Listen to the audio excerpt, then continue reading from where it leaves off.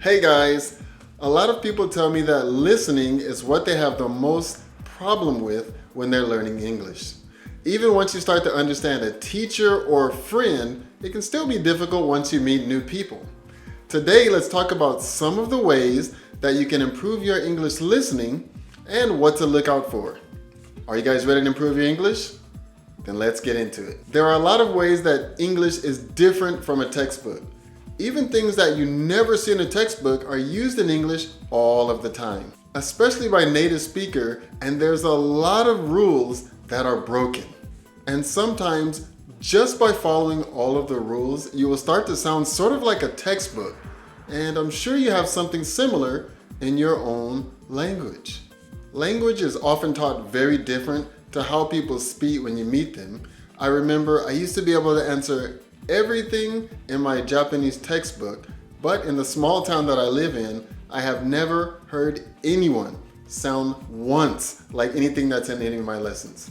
You need to talk to and listen to how real people speak. You also need to be prepared to not be able to understand everything that's being spoken to you, and this is okay. Don't focus on what you don't know. Try to focus on what you do know and the context that it's being spoken in. And this is going to go a long way to helping you improve your English listening. For example, if you're at a movie theater, the chances that they're asking about what movie you would like to see are high, and this is how you need to approach your listening. The next thing you should think about is native speakers don't speak very clearly. Maybe you've heard your friend, maybe you heard something on TV, a song, or in a movie, but if you really pay attention to native speakers, you'll notice that we like to push our words together when we speak, and this makes it very easy for us. It also sounds a lot more natural.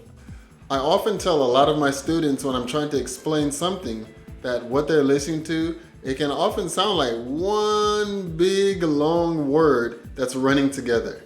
And this is what you can think of as connected speech. And this is how words are connected in natural, fluent speech. So when you are listening to English, there's a few things that you should be on the lookout for. And the first thing we'll talk about is elision. Elision means that we are leaving out certain sounds when we speak in English. For example, I don't know becomes I don't know. Or his story becomes history.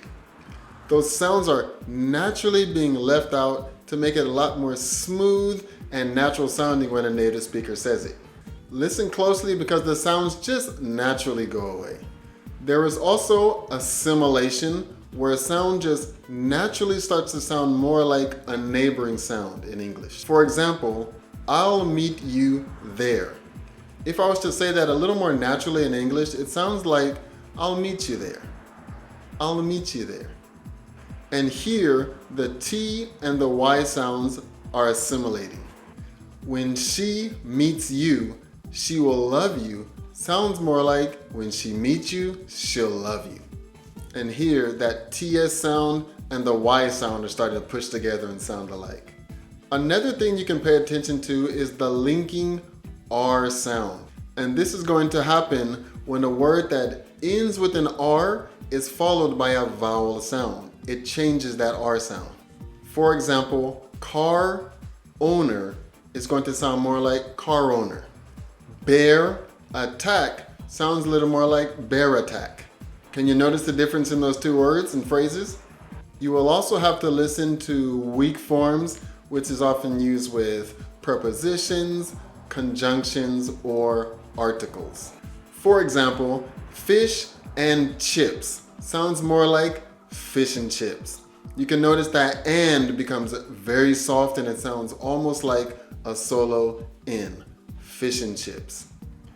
To also becomes t. For example, I have to go to work tomorrow.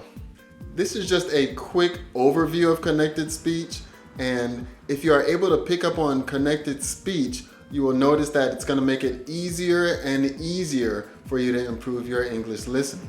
So, have you heard any of these examples that we talked about? If so, how about leave them down in the comments and let me know some of the ones that you've heard before.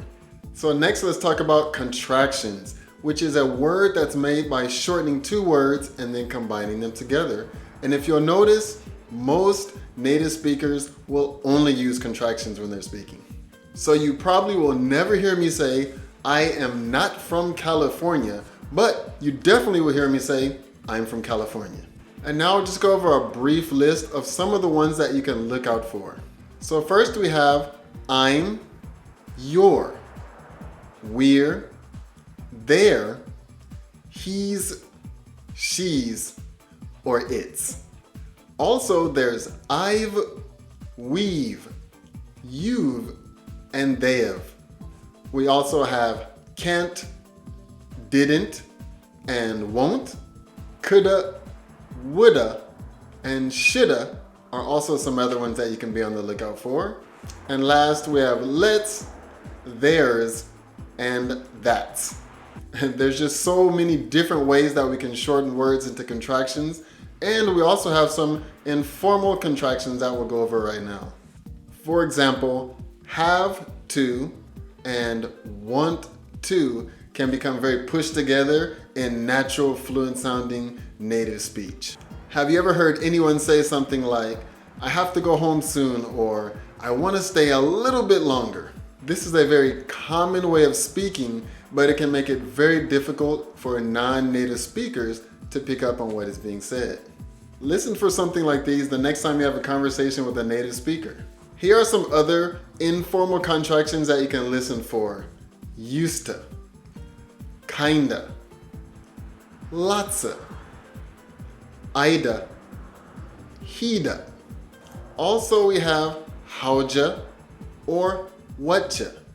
So you should really try to make it a habit of listening for contractions when you're talking to native speakers, and we're talking about formal and informal contractions as well. The last thing that we'll talk about today is learning idioms and slang. When you're learning English, you're usually learning the grammatically correct way to say something, but most native speakers speak in a combination of idioms and slang. Most people just don't talk the way that you learn in a book. And so, for example, if I'm talking to friends or family, if I go back home to the US, there's gonna be multiple slang words thrown in there, lots of idioms, and this is just the way that's gonna go when you have a conversation between native speakers. It just sounds a lot more interesting, a lot more natural, and you can really get a feel for the speaker's personality. I'm sure when you're speaking in your native language, you have something similar as well.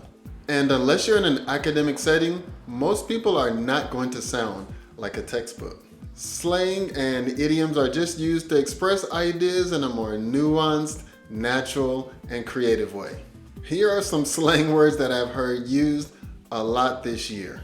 The first one is rent-free, which means an obsession or to dominate someone's thoughts. For example, that team has been living rent-free in their heads since they won the match. Another one is extra, which means overly dramatic, attention-grabbing, or too much. For example, you don't have to be so extra.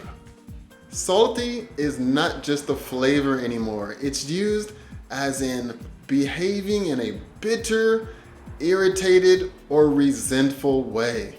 For example, he's been salty ever since he was rejected for the position. Another one is shook, which means stunned or shocked. For example, she was so shook she couldn't speak. Of course, there are so many more and they always keep changing, but it's just important to be aware that there's so many different slangs and idioms, and you're probably gonna wanna notice the people that are in your circle and how they speak, and this is how you can start improving your slang and idioms and be on the listen for these type of uses when they're spoken. And even if you never use them yourself, it's always good to know what kind of slang is being used, what kind of idioms are being used, because it's just the way real people speak, and it's gonna make you really better at picking up on natural spoken English. I hope these help you. There's so much more, of course, but you can only put so much in one video. If you are interested in learning more English, how about check out this video that I'll leave right here. I hope to see you guys in the next video. Thank you for watching. See you.